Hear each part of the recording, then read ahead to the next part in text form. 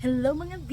So, good morning. Andito tayo ngayon sa ating garden. Bibisitahin natin yung ating mini garden. Tingnan natin kung meron tayong ma-harvest na pang breakfast ngayon. Meron tayong maiuulam. So, tara!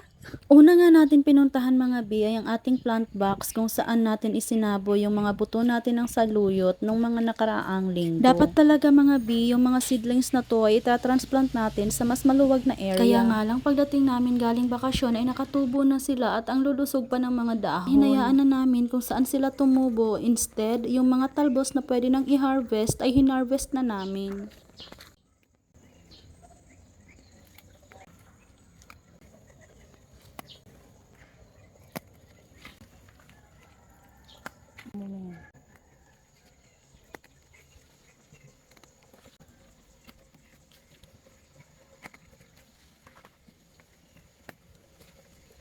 Talaga namang kakaibang excitement ang nararamdaman namin kapag nag-harvest kami kasi nga pinaghirapan natin tong itanim.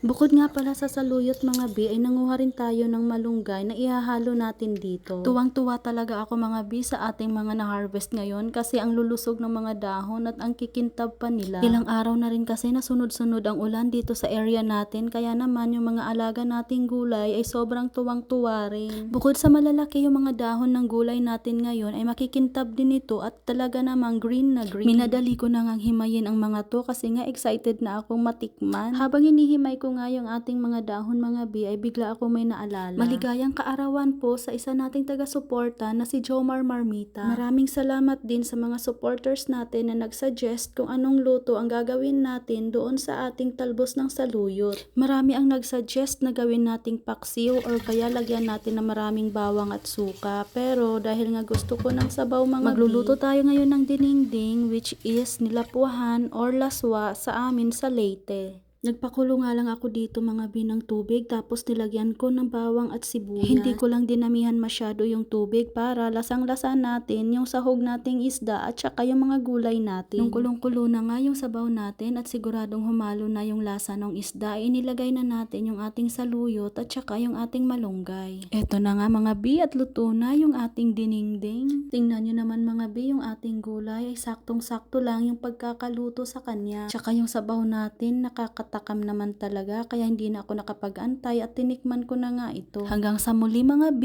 isang masustansya, luntian at puno ng sayang umaga.